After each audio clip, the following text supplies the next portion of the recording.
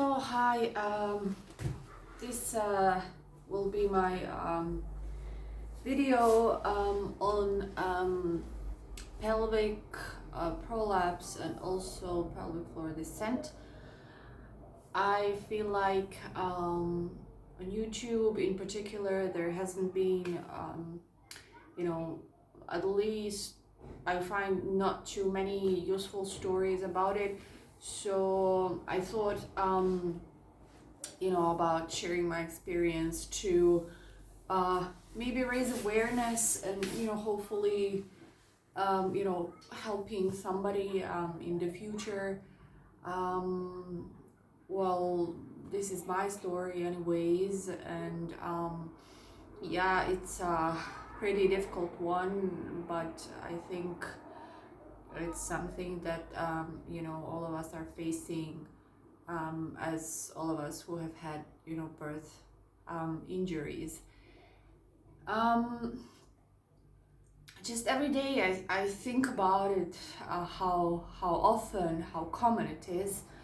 It is estimated that 50% of women, up to 50%, that's crazy, right? Of women who gave vaginal birth, specifically vaginal birth, because the C-section is the bad one,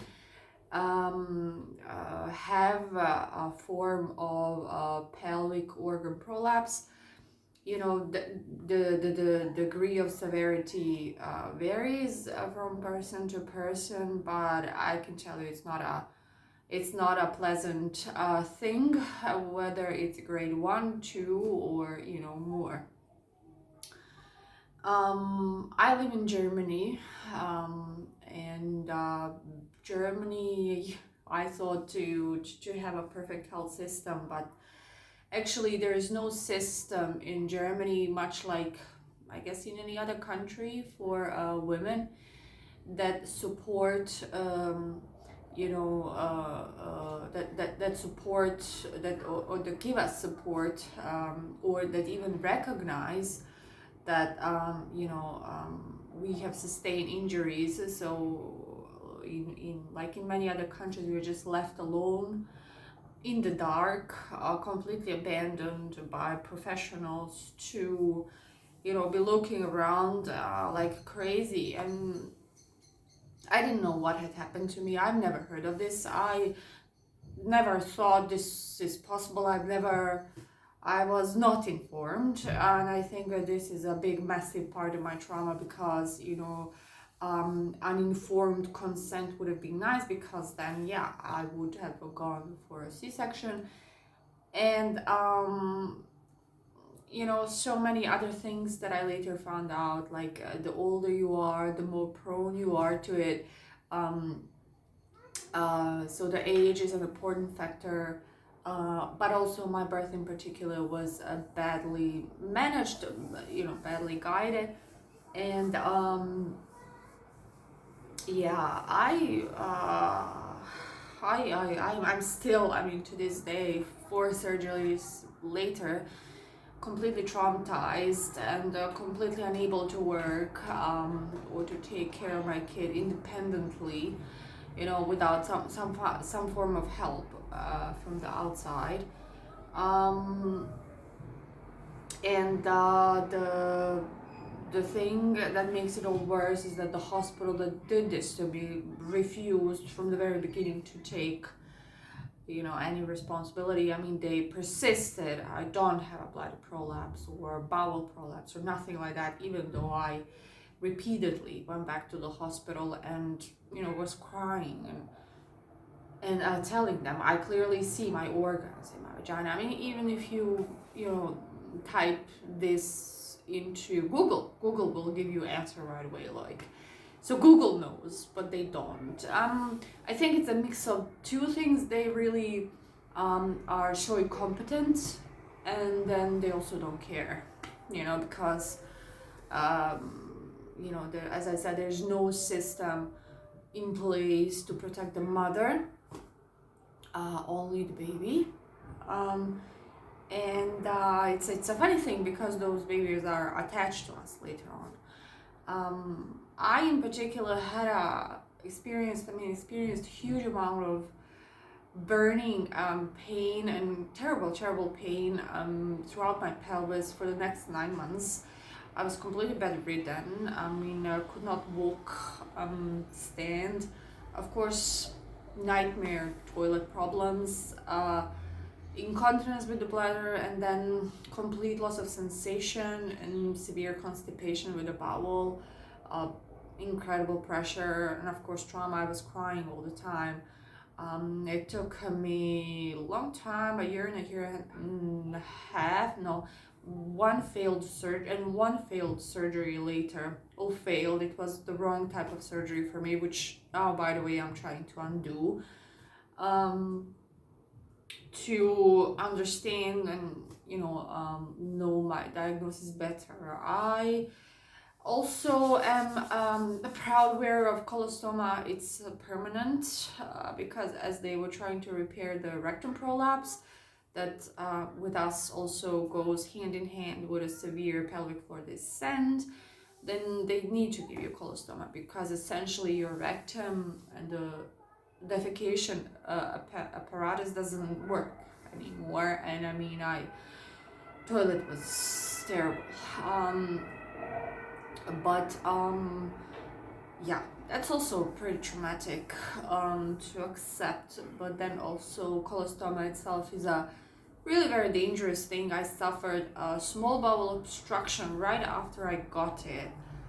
And that experience like re-traumatized me all over again. I ended up in a emergency surgery where they had to like cut open my entire abdomen, dig around in my bowels to find obstruction and release it. I still to this day am not okay. I have abdominal pain with eating and stomach working, and my whole entire digestive system is just out of whack. And they have no idea will this stay like this, but anyways, they don't do nothing for the pain if the stoma is working. So yeah, that was incredibly hard to because yeah, as I mentioned, I had a bladder descent. It's grade 1, but the rectal descent was much more important, together with the pelvic floor descent, and the denervation to the entire area, which led me to having colostomy, and thankfully having colostomy, because some of the surgeons around here, they just refuse you flat out. Like, they don't care about you, because we're not in the system. So like, I didn't have a Crohn's or colitis or something like that, because then that tells them, oh, I should give this person a stoma or whatever, bowel resection. But rectum prolapse or pelvic floor descent is still considered a very gray area. But I was very lucky, I guess, I think, I'm sure, to have found my surgeon in Berlin, Dr. Scherer, who I'm, forever will be grateful. Even though I suffered complications. I mean, it happens. My body formed adhesions that led to this complication. I mean, but at least it saved me from the toilet. I was spending hours and days of my life in it, trying without much success to pull out stool out of my bowel and rectum, and obviously that was a pain in the ass. So yeah, I mean, in a nutshell, this would be the story about my birth. I only gave birth to one child, and it's just like something that I was never ever able to come back to any kind of a normal life later on. I mean, I've been having surgery now for 2 years, and I for sure need more of it. But at this time, it will be to undo, as I said, the first surgery I had at the beginning, which caused me and still is causing me a whole lot of pain in my pelvic floor. And there's no guarantees, really. I mean, pelvic organ prolapse is such a destructive condition. They don't have modern medicine doesn't have a very good you know surgery techniques or options to offer you. You know, they can do very little for a destroyed muscle, destroyed nerve, and completely mangled up tissues. That basically happened to us after the childbirth. It's almost like you had a truck accident, but from inside out. And it's not funny. It's really a very serious thing. I got degree of disability now that is pretty high. It's 50%, and I was completely fully healthy before this birth. And like many people, when I whatever, some of the people comments were like, oh, you're like one of a kind, it's like 1 in a million. No, it's 50% of the women who ever gave birth vaginally are estimated to have a form. The severity depends. The research doesn't say the severity, but from personal experience, I'd say that even grade 1 is very depressing and create like a lot of debilitating, depressing symptoms. And like having my organs prolapsing out of me, yeah, I'll pass on that anytime I can. Thank you very much. But yeah, we don't know. We are not informed. I mean, my career is completely destroyed. I daily speak to so many women who are in a similar situation, across other countries as well, across the world.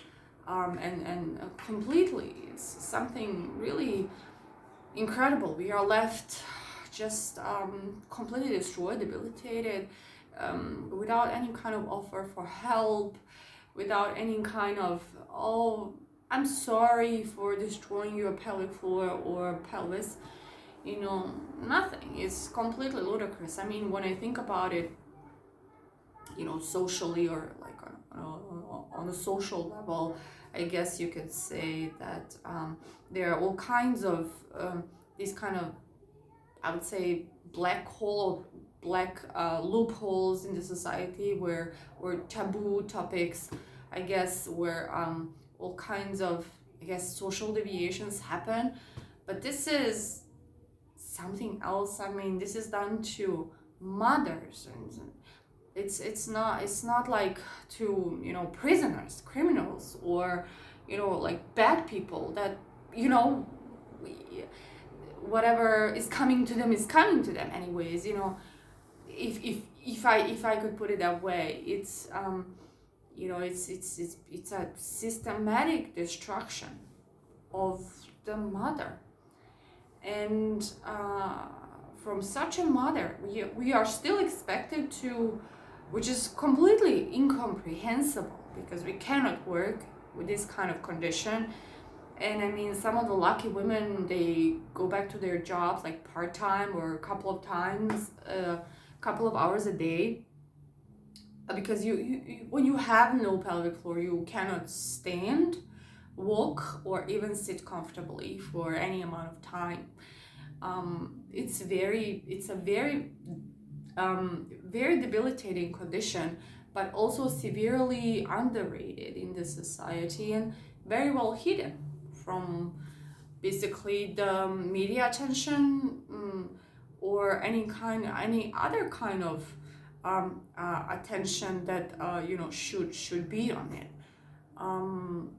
As I said, we are mothers. These are innocent babies. Well, I mean, I know some of you would say, okay, yes, it happens to. It's a sad thing,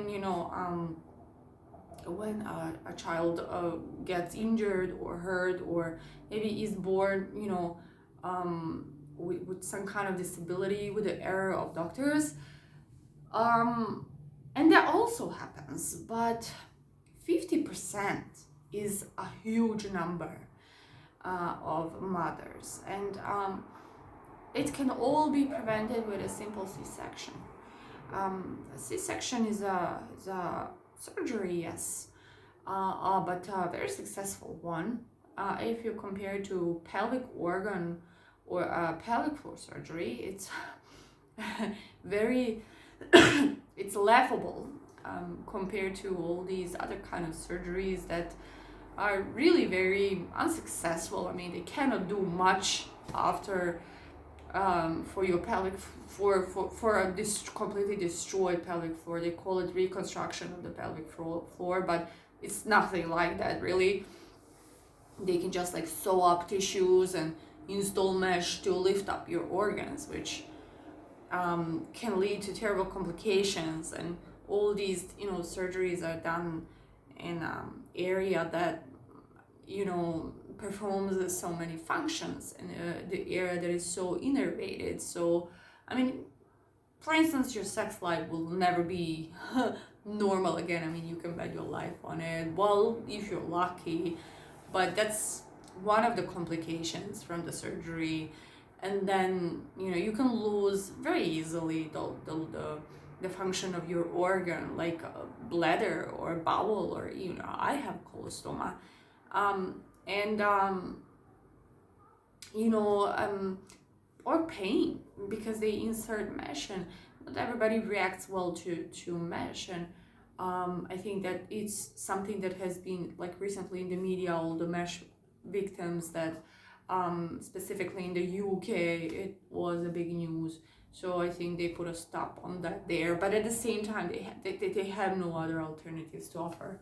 So if you compare all of that kind of mess to simple C-section, that is, relatively really harmless surgery compared to all the risks of vaginal birth,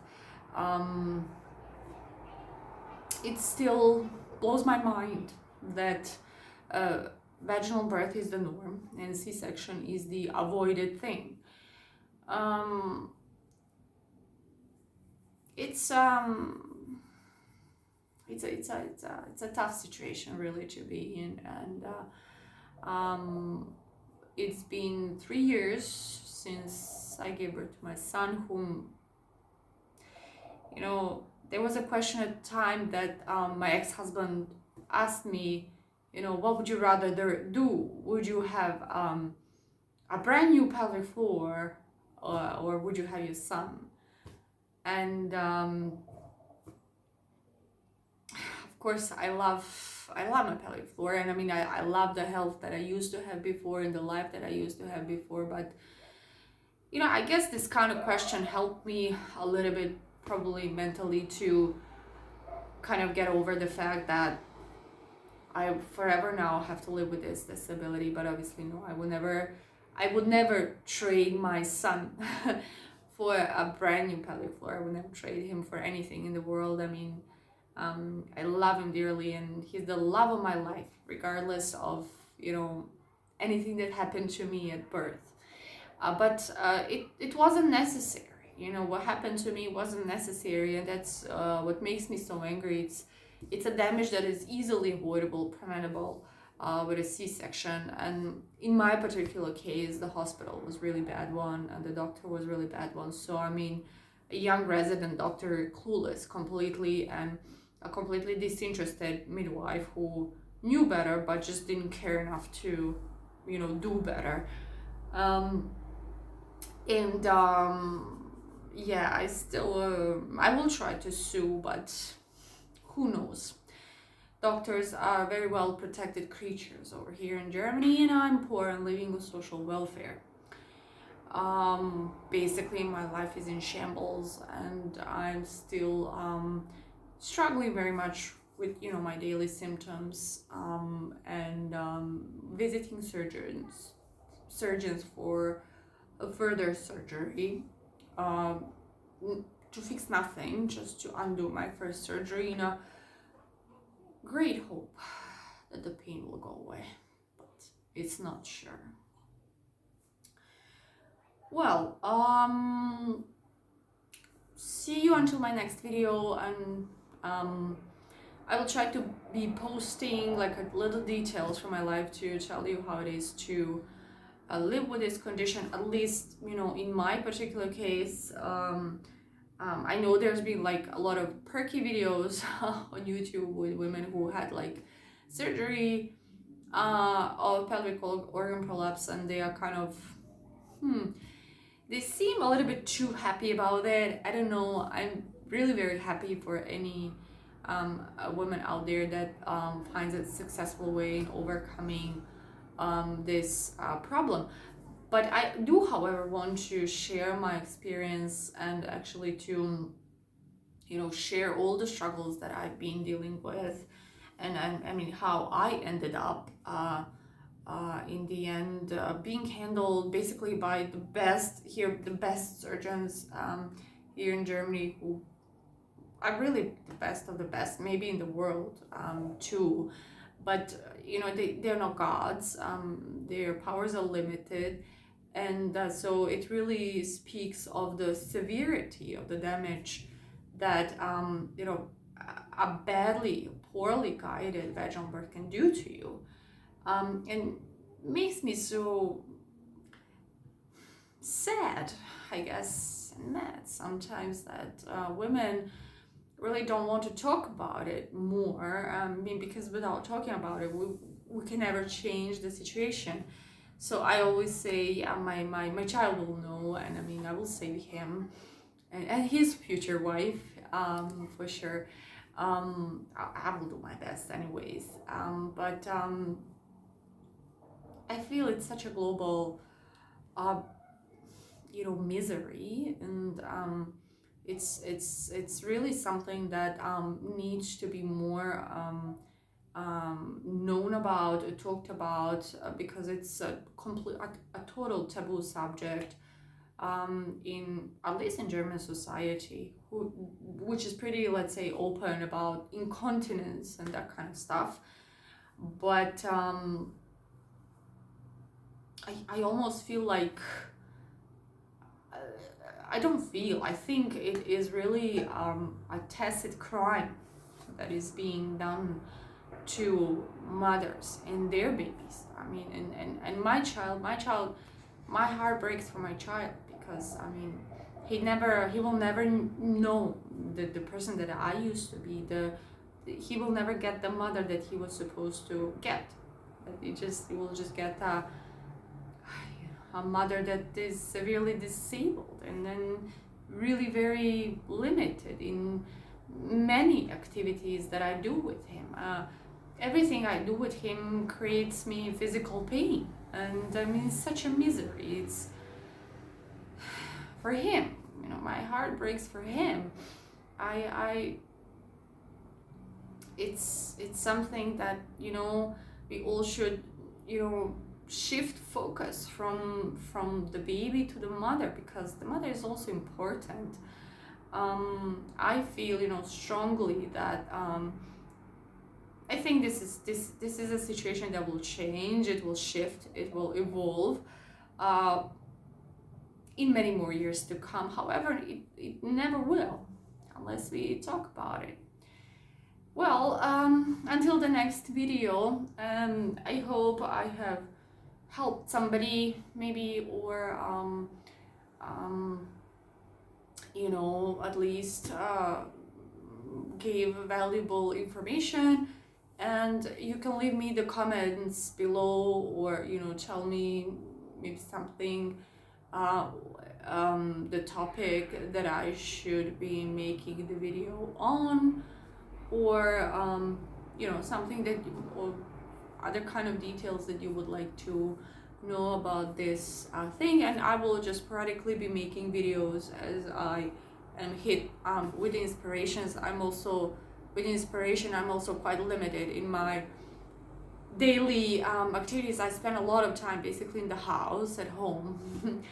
But I will try to do my best to portray and describe anyways how it is to live with this condition. I mean, at least in this moment for me. And yeah, until next time, bye.